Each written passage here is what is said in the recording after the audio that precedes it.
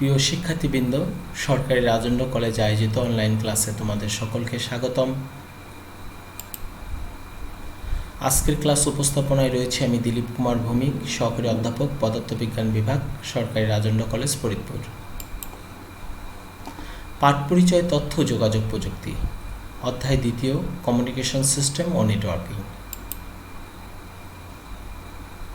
শুরুতেই আমরা কয়েকটা চিত্র দেখছি।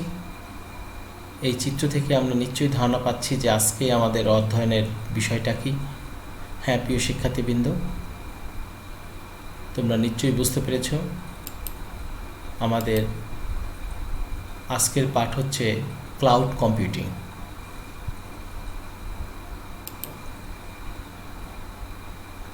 আজকের পাঠ শেষে আমরা যা শিখব, ক্লাউড কম্পিউটিং কি তা ব্যাখ্যা করতে পারবো, ক্লাউড কম্পিউটিংয়ের সুবিধা ব্যাখ্যা করতে পারবো, ক্লাউড কম্পিউটিংয়ের অসুবিধা ব্যাখ্যা করতে পারবো।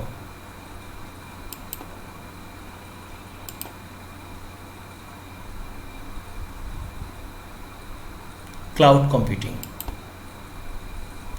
ক্লাউড কম্পিউটিং হচ্ছে একটি ইন্টারনেট ভিত্তিক সেবা যা কম্পিউটার ব্যবহারকারীদের কম্পিউটিং চাহিদাকে পূরণ করে। এটি এমন একটি প্রযুক্তি যা অধিকতর সহজভাবে স্বল্প সময়ে অধিক ক্ষমতাসম্পন্ন অনলাইন কম্পিউটিং সেবা প্রদান করে থাকে।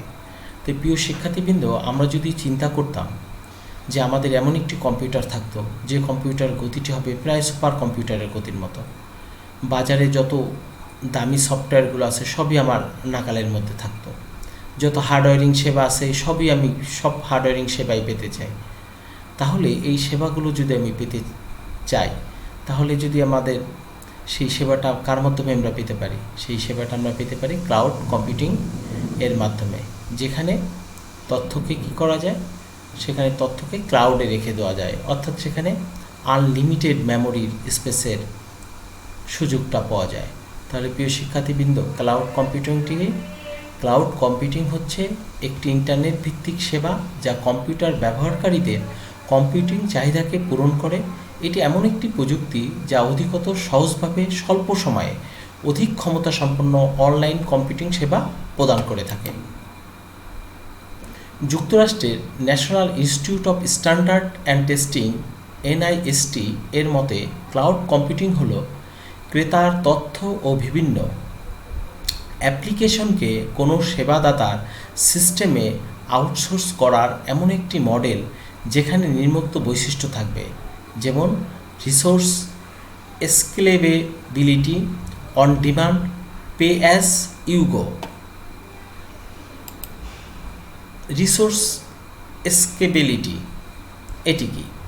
ছোট বা বড় সব ক্রেতার সব রকমের চাহিদা মেটাতে হবে, অর্থাৎ ক্রেতা যতটুকু চাইবে সেবাদাতা ততটুকু সেবা দিতে পারবে। অন ডিম্যান্ড, ক্রেতা যখন চাইবে তখনই সেবা দিতে পারবে। ক্রেতা তার ইচ্ছামতো যখন খুশি তার চাহিদা বাড়াতে বা কমাতে পারবে। পে অ্যাজ ইউ গো, ক্রেতাকে আগে থেকে কোনো সার্ভিস রিজার্ভ করতে হবে না, ক্রেতা যতটুকু ব্যবহার করবে ততটুকুর জন্য মূল্য দিতে হবে। তাহলে প্রিয় শিক্ষার্থীবৃন্দ, তোমরা এখানে দেখলে যে ক্লাউড কম্পিউটিংয়ে রিসোর্স স্কেলেবিলিটিতে যে কি বলল, যে ক্রেতা যতটুকু চাইবে সেবাদাতা ততটুকুই সেবা দিতে পারবে। আর অন ডিম্যান্ড হচ্ছে ক্রেতা যখন চাইবে তখনই সেবা দিতে পারবে, ক্রেতা তার ইচ্ছা মতো চাহিদা বাড়াতেও পারে কমাতেও পারে।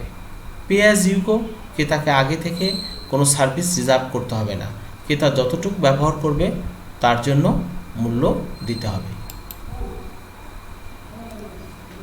Cloud computing model. সেবার ধরন অনুসারে ক্লাউড কম্পিউটিংকে 3 ভাগে ভাগ করা যায়। একটা হচ্ছে অবকাঠামোগত সেবা, প্ল্যাটফর্ম ভিত্তিক সেবা, সফটওয়্যার সেবা। তাহলে প্রিয় শিক্ষার্থীবৃন্দ, ক্লাউড কম্পিউটিং মডেলকে আমরা সেবার ধরন অনুযায়ী কয় ভাগে ভাগ করতে পারি? 3 ভাগে। অবকাঠামোগত সেবা, প্ল্যাটফর্ম ভিত্তিক সেবা, আর হচ্ছে সফটওয়্যার সেবা। অবকাঠামোগত সেবা। ক্লাউড সেবাদানকারী প্রতিষ্ঠান তাদের নেটওয়ার্ক, CPU, স্টোরেজ ও অন্যান্য মৌলিক কম্পিউটিং রিসোর্স ভাড়া দেয়, যেখানে ব্যবহারকারী তার প্রয়োজনীয় অপারেটিং সিস্টেম ও সফটওয়্যার চালাতে পারে। যেমন আমাজন ইলাস্টিক কম্পিউট ক্লাউড এর ডেটা সেন্টারে প্রতি সার্ভারে 1 থেকে 8টি ভার্চুয়াল মেশিন চলে। ক্লায়েন্টরা এগুলো ভাড়া নেন। ভার্চুয়াল মেশিনে নিজের ইচ্ছামতো অপারেটিং মেশিন বসানো চলে। এতে সুবিধা হলো সব কিছু ইউজার নিজে নিয়ন্ত্রণ করতে পারেন, আর অসুবিধা হলো সব কিছুর ব্যবস্থা ইউজারকে নিজেকেই করতে হবে। তাহলে অবকাঠামোগত সেবাটা এখানে কি, যে ক্লাউড সেবাদানকারী প্রতিষ্ঠানের এখানে সব কিছুই থাকবে ভার্চুয়ালি, সেগুলোকে ব্যবহারকারীকে সেট করে নিতে হবে এবং অ্যারেঞ্জমেন্টটা তার নিজেকেই করতে হবে। প্ল্যাটফর্ম ভিত্তিক সেবা। এই ব্যবস্থায় ক্লাউড সেবাদানকারী প্রতিষ্ঠানের প্রয়োজনীয় hardware, operating system, web server, database program, execution পরিবেশ ইত্যাদি থাকে। অ্যাপ্লিকেশন ডেভেলপারগণ তাদের তৈরি করা সফটওয়্যার এই প্ল্যাটফর্মে ভাড়ায় চালাতে পারে। যেমন গুগল অ্যাপ ইঞ্জিন এই সার্ভিস ব্যবহার করলে গুগল তাদের এপিআই ব্যবহার করতে দেবে, সেটার সুবিধা অ্যাপ্লিকেশন বানাতে পারবে। এই অ্যাপ্লিকেশন চলবে গুগলের ক্লাউডে। সফটওয়্যার সেবা। এই ব্যবস্থায় ক্লাউড সেবাদানকারী প্রতিষ্ঠানের উন্নয়ন করা অ্যাপ্লিকেশন সফটওয়্যার ব্যবহারকারীগণ ইন্টারনেটের মাধ্যমে চালাতে পারেন। যেমন গুগল ডক্স, এটি দ্বারা মাইক্রোসফট অফিসের সকল কাজ করা যায়। ক্লাউড কম্পিউটিংয়ের সেবা। ক্লাউড কম্পিউটিংয়ের সেবা প্রদানকারী কোম্পানিতে 4 ধরনের ক্লাউড থাকতে পারে। একটা হচ্ছে public cloud, private cloud, hybrid cloud, আর হচ্ছে কমিউনিটি ক্লাউড।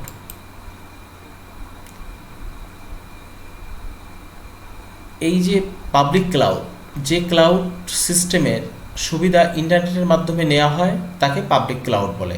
সাধারণত যে কেউ পাবলিক ক্লাউড ভাড়া নিতে পারে। ইয়াহু, আমাজন, গুগল ইত্যাদি পাবলিক ক্লাউড। প্রাইভেট ক্লাউড, কোনো কোম্পানি নিজের ব্যবহারের জন্য যে ক্লাউড ব্যবহার করে থাকে তাকে প্রাইভেট ক্লাউড বলে। সাধারণত ব্যাংকগুলো তাদের ডেটা রাখার জন্য প্রাইভেট ক্লাউড ব্যবহার করে থাকেন। হাইব্রিড ক্লাউড, পাবলিক ক্লাউড ও প্রাইভেট ক্লাউডকে একত্রে হাইব্রিড ক্লাউড বলে।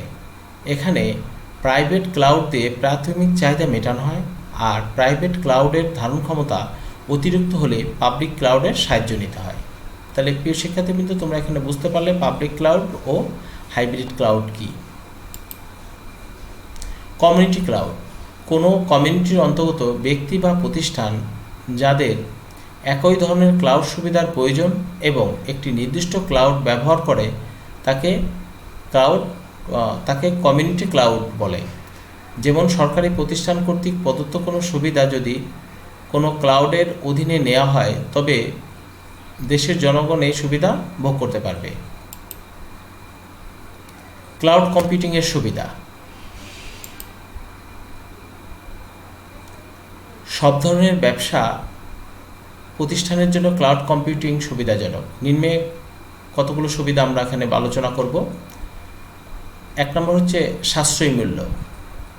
ক্লাউড কম্পিউটিং পদ্ধতি হচ্ছে সবচেয়ে সাশ্রয়ী মূল্যের কম্পিউটার দ্বারা প্রক্রিয়াকরণ এবং রক্ষণাবেক্ষণ পদ্ধতি। প্রচলিত সফটওয়্যারের ক্ষেত্রে প্রতিটি ব্যবহারকারীর জন্য পৃথক পৃথক লাইসেন্স কপি ক্রয় করতে হয়, এক্ষেত্রে তার প্রয়োজন পড়ে না। স্মৃতির ধারণ ক্ষমতা, এই পদ্ধতিতে ব্যবহারকারীকে স্মৃতির ধারণ ক্ষমতা নিয়ে চিন্তা করতে হয় না। যখন যা দরকার তখন তার সুলভ মূল্যে স্টোরেজ সুবিধা পাওয়া যাবে। অসীম স্মৃতির ধারণ ক্ষমতা এই পদ্ধতিতে বিদ্যমান। ব্যাকআপ এবং রিস্টোর ক্ষমতা, যেহেতু সকল ডেটা সার্ভারে জমা থাকে এবং সার্ভারতে উত্তোলন হয় তাই ডেটার রিস্টোর নিয়ে কোনো চিন্তা করতে হয় না। স্বয়ংক্রিয়ভাবে সফটওয়্যার আপডেট ও রক্ষণাবেক্ষণ, ক্লাউড কম্পিউটিংয়ে স্বয়ংক্রিয়ভাবে সফটওয়্যার আপডেট ও রক্ষণাবেক্ষণের ব্যবস্থা থাকে বিধায় সার্ভিস প্রদানকারী গ্রাহককে এ বিষয়ে চিন্তা করতে হয় না। তথ্য অ্যাক্সেস সহজ, এই পদ্ধতিতে ক্লাউড কম্পিউটিং এ রেজিস্টার করার পর ব্যবহারকারী যে কোনো স্থান থেকে ইন্টারনেটের মাধ্যমে তথ্য অ্যাক্সেস করতে পারবে। স্বল্প খরচে বিশ্বময় কর্মী বাহিনী, সারা বিশ্বে কম মূল্যে বিশাল কর্মী বাহিনী গড়ে তোলা যায়। নিরাপত্তা, ক্লাউড কম্পিউটিং সার্ভিস প্রদানকারী প্রতিষ্ঠানগুলো কারিগরি দক্ষতা, ব্যাকআপ ক্যাপাসিটি অনেক বেশি, তাই কোনো ছোট প্রতিষ্ঠানে স্থাপিত নিজস্ব সেটআপের চেয়ে সেগুলো বেশি নিরাপদ। উৎপাদনশীলতা বৃদ্ধি। অল্প জনবল দিয়ে প্রতিষ্ঠানের উৎপাদনশীলতা বাড়ানো যায়। ইউনিট প্রতি এবং প্রকল্প প্রতি খরচ কম হয়। কার্যকর মনিটরিং। সহজে কাজকর্ম মনিটরিং করা যায়, ফলে বাজেট এবং সময়ের সাথে তাল মিলিয়ে কর্ম পরিচালনা করা যায়। গবেষকদের সুবিধা। অনেক সময় বিজ্ঞানীদের গবেষণার জন্য সাময়িকভাবে বিশাল কম্পিউটিং সুবিধার প্রয়োজন হয়, যা প্রতিষ্ঠা করা অনেক ব্যয় সাপেক্ষ। এক্ষেত্রে ক্লাউড সুবিধা নিয়ে কাজ করতে পারেন। এবার ক্লাউড কম্পিউটিংয়ের অসুবিধা।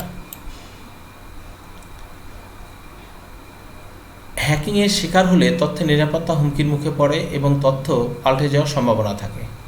প্রোগ্রাম বা অ্যাপ্লিকেশনের উপর ব্যবহারকারীর নিয়ন্ত্রণ কম থাকে বা থাকেই না। ক্লাউডে তথ্য পাঠিয়ে দেওয়ার পর তা কোথায় সংরক্ষণ হচ্ছে ও কীভাবে প্রবেশ হচ্ছে তা ব্যবহারকে জানার উপায় থাকে না। সাধারণত কর্মীর প্রশিক্ষণের প্রয়োজন হয়। নির্ধারিত সময়ে নির্ধারিত ফি দিতে হয়। ইন্টারনেট কানেকশন কোনো সমস্যা হলে ক্লাউড কম্পিউটিংয়ের বড় অসুবিধা দেখা দিতে পারে, যা লোকাল কম্পিউটার হওয়ার সম্ভাবনা নেই। তাহলে প্রিয় শিক্ষার্থীবৃন্দ, আজকের আলোচনা থেকে আমরা যেটা দলীয় কাজ দিতে পারি যে ক্লাউড কম্পিউটিং আলোচনা করব, সুবিধা অসুবিধা সম্বলিত একটি ছক তৈরি করো, যে ক্লাউডিং কম্পিউটিংয়ের সুবিধা কী অসুবিধা কী, এর একটি ছক তোমরা তৈরি করো নিজেদের আলোচনা থেকে। মূল্যায়ন। ক্লাউড কম্পিউটিং কী এটা পারবে। সেবার ধরন অনুযায়ী ক্লাউড কম্পিউটিংকে কয় ভাগে ভাগ করা যায়। NIST এর মতে ক্লাউড কম্পিউটিংয়ের বৈশিষ্ট্যগুলো কী কী। ক্লাউড কম্পিউটিংয়ের সুবিধাগুলো বলো। ক্লাউড কম্পিউটিংয়ের অসুবিধাগুলো বলো। এগুলো তোমরা পারবে। বাড়ির কাজ, ক্লাউড কম্পিউটিংয়ের ধারণা ব্যাখ্যা করো। তোমাদের সমগ্র কাজটি রয়ে গেল বাড়ির কাজ হিসেবে, এটা তোমরা ক্লাউড কম্পিউটিংয়ের ধারণাটা ব্যাখ্যা করতে পারবে। তো প্রিয় শিক্ষার্থীবৃন্দ, তোমাদের সকলকে ধন্যবাদ।